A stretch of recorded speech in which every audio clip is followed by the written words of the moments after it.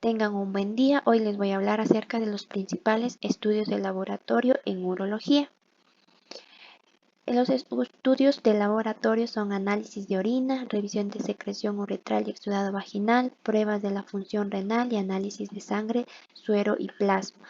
Iniciando con lo que es el análisis de orina, debemos considerar que esta es una de las pruebas urológicas más importantes y útiles, por lo que debemos conocer las razones de cuándo es un análisis de orina inadecuada. Estas razones son recolección inapropiada, falla al examinar la muestra de inmediato, revisión incompleta, inexperiencia del examinador, apreciación inadecuada de la importancia de los hallazgos. En la recolección de orina debemos tener en cuenta el momento de la recolección y el método de recolección adecuado. El momento de la recolección se recomienda que la muestra sea la primera orina de la mañana. En caso de que el paciente ya haya comido, se recomienda que la muestra sea obtenida pocas horas después de que el paciente haya comido y que debe ser examinada antes de 1 hora después de orinar. El método de recolección tenemos en este caso el de los hombres, que consiste en una serie de pasos para que la muestra sea adecuada, como es la retracción del prepucio y la limpieza del meato con lo que es el hexaclorofeno. Luego de eso debemos realizar lo que es la expulsión de la primera parte del chorro sin recolectar. Luego de ello tenemos la recolección de la siguiente parte media del chorro en un contenedor estéril que sea para muestras y luego debe ser tapado de inmediato. En el método de recolección de las mujeres, aquí primero se debe colocar a lo que es a la paciente en la mesa de exploración en posición de litotimia. Posterior a ello se limpia lo que es la vulva y el meato y se realiza lo que es la limpieza con hexaclorófeno. Luego de ello tenemos que separar lo que es los labios y posterior a ello debemos mencionarle a la paciente que inicie la micción en un contenedor que se mantenga cerca de lo que es la vulva. Después de que se haya orinado los primeros 10 a 20 ml de orina, se recolectan los siguientes 50 a 100 ml en un contenedor estéril que se tapa de inmediato. En el método de recolección en niños, aquí va a depender si el análisis solamente es para un análisis de orina o también se va a utilizar para lo que es cultivo bacteriano. En caso de que se vaya a utilizar únicamente para análisis de orina, tanto en niños como en niñas se puede recoger lo que es la muestra al cubrir el meato uretral limpio con una bolsa plástica. En el caso de que se vaya a realizar lo que es el cultivo, ya se requiere lo que es una muestra a través de la sonda o aspiración suprapúbica con aguja. Posterior ya de haber recolectado las muestras, vamos a realizar una exploración macroscópica en el cual vamos a tener el color y el aspecto de la orina. Normalmente el color de la orina va a ser amarillo, pero puede presentarse lo que es el color anaranjado, café rojizo o incluso la orina roja. Esto puede deberse a medicamentos o en el caso de la orina roja puede deberse a la ingestión de colorantes vegetales, a la excreción de urato concentrado. En el caso de la densidad específica, tenemos que esta en la orina va a ser normal de 1003 a 1030 y debemos tener en cuenta que si esta densidad específica baja, puede ser un signo temprano de daño renal. En la exploración macroscópica también tenemos las pruebas químicas en el cual vamos a utilizar las tiras reactivas. Aquí se van a evaluar lo que es el pH, las proteínas, en el caso de que haya una proteinuria. Debemos ver si la orina está concentrada, si hay presencia de leucocitos o secreciones vaginales con células epiteliales, ya que esto nos puede dar lo que son los falsos positivos. En lo que se refiere a la glucosa, que normalmente no debe estar presente en la orina, a excepción de los pacientes con diabetes que suelen estar con una lectura positiva de glucosa, también en pacientes que tienden a estar con estos medicamentos nos puede dar falso positivo. La hemoglobina, esta debe usarse para detectar únicamente lo que es la hematuria Y finalmente también las bacterias y leucocitos, que las bacterias se ven reflejadas en los nitritos y que cuando la prueba de nitritos es positiva sugiere la presencia de más de 100.000 organismos por mililitro, y la esterasa leucocitaria, que igual puede ser positiva o negativa, que nos ayuda para lo que es una infección urinaria. En la exploración microscópica vamos a ver la presencia de bacterias, leucocitos, eritrocitos, células epiteliales y cilindros. Como podemos ver, aquí podemos ver estas células, los cilindros como bacterianos, granulares, hialinos, serosos, cilindros grasos, células epiteliales o cristales como cristales de urato de amonio, cristales de fosfato de calcio, cristales de oxalato de calcio, entre otros hallazgos.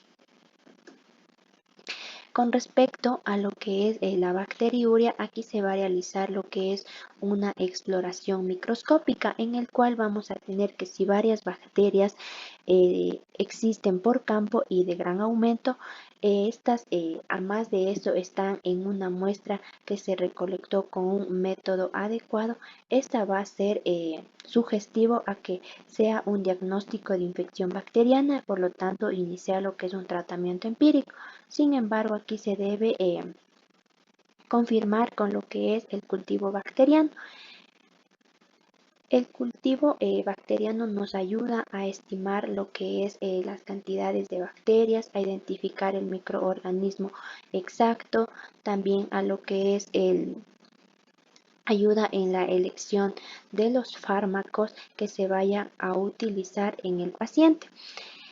También podemos realizar lo que son pruebas rápidas de bacteriuria, como es el uso de pequeñas tiras o portaobjetos de vidrio cubiertos con agar eosina y también con azul de metileno en un lado y por el otro lado agar nutriente. También el uso de la caja de Petri de plástico dividida con agar con sangre en un lado y agar con desoxicolato en el otro. Y los cultivos de tuberculosis, que en una exploración bajo el microscopio, si se identifican lo que son los bacilos ácidos resistentes, podemos decir que es un diagnóstico de tuberculosis urinaria. En otras pruebas de orina, estas ya están más enfocadas en lo que son patologías específicas, como puede ser pruebas para el cáncer urothelial, en el cual tenemos citología de orina, que ayuda a identificar las células cancerosas. Tenemos la prueba de antígeno de tumor vesical, que este es un inmunoensayo para la detección de antígeno de tumor vesical en la orina, y su mayor utilidad es en la vigilancia de pacientes a los que ya se les ha diagnosticado cáncer vesical. También tenemos la proteína de matriz nuclear Matrix 22, es un inmunoanálisis y está aprobada por la FDA para el diagnóstico de cáncer vesical y la vigilancia del cáncer de vesícula ya conocido. El inmunocit es un análisis inmunocitoquímico que se usa con anticuerpos fluorescentes marcados para aquellos marcadores que están afectados en las células cancerosas urotheliales exfoliadas. Y la hibridación in situ con fluorescencia urovisión, que se conoce más como el FISH. Aquí vamos a ver que este es útil para el diagnóstico de cáncer vesical y para la vigilancia de pacientes con cáncer conocido. También tenemos las pruebas de cáncer prostático. Aquí se va a identificar lo que es el antígeno de cáncer prostático 3, que se mide en sedimento de orina expulsada después del masaje de la próstata. En la actualidad, esta aún sigue en investigación. En los estudios hormonales van a haber resultados en los cuales nos manifiesten lo que es la metanefrina, la epinefrina y la norepinefrina, concentraciones que normalmente no deben estar presentes y que en el caso de que estén presentes y elevadas va a ser un indicativo de feocromocitoma. En el caso de que haya unas concentraciones elevadas de aldosterona, nos puede indicar que puede haber un tumor secretor de aldosterona. En estudios de los constituyentes de los cálculos, en el caso de que haya una elevación del calcio, de ácido úrico, de oxalato, de magnesio o citrato, vamos a decir que se puede tratar de un paciente con urolitiasis recurrente. En la secreción uretral para la revisión de esta, vamos a ver que va a ser un procedimiento muy minucioso porque vamos a tener que recolectar muestras en 4 contenedores. En la VB1, que se trata de una orina vaciada de la vejiga, y la EPS, que son secreciones prostáticas expresadas. Entonces se enseña al paciente que que retraiga lo que es el prepucio y limpie el meato con hexaclorófeno y que recolecte las muestras de orina tapando los contenedores de inmediato. Los 10 a 15 ml iniciales de orina se recolectan en el contenedor VB1 y los 15 a 30 ml restantes en el VB2. Luego se masajea la próstata y se recolecta las secreciones en el contenedor EPS. El paciente orina por última vez recolectando muestra en el contenedor VB3. Estas muestras van a dividirse una parte para realizar lo que es la búsqueda de nitritos y esterasa leucocitaria, y también vamos a tener una parte de la muestra para realizar un cultivo en caso de ser necesario. Estas muestras nos pueden ayudar a lo que es identificar entidades patológicas como uretritis, cistitis o hivos superiores, fuente prostática de infección. También debemos ver si es que el color de la secreción uretral es amarillenta gruesa, que esta es típica en una infección de Neisseria gonorrhoeae, o esta es una secreción uretral clara o blanquizca, que puede tratarse de un hongo. En lo que es el exudado vaginal, vamos a tener que las secreciones obtenidas por el uso de un hisopo pueden examinarse con o sin tinción. Entonces aquí vamos a ver que estas pueden haber presencia de lo que son hongos levaduriformes o lo que son las tricomonas, así como también debemos tener en cuenta que debido a que las bacterias están siempre presentes en la vagina, por lo general no van a ser hallazgos significativos en un frotis húmedo. La función renal, tenemos la densidad específica de la orina, que cuando la función renal está disminuida vamos a tener una densidad específica de 1006 a 1010. En la creatinina sérica vamos a ver que las concentraciones van a permanecer dentro del rango normal hasta que se ha perdido casi el 50% de la función renal. En la depuración de la creatinina endógena se considera como una medida más exacta y confiable de la función renal. El nitrógeno ureico se va a ver alterada cuando pierde las 2/3 partes de la función renal. Es ahí cuando se aumenta lo que es las concentraciones de nitrógeno ureico. En el análisis de sangre, suero y plasma vamos a tener que se realiza lo que es una biometría hemática completa, estudios de coagulación sanguínea, estudios de electrolitos y análisis hormonales. Cada uno de ellos se va a realizar dependiendo de qué patología se esté analizando o qué se requiera buscar en dicho estudio de laboratorio.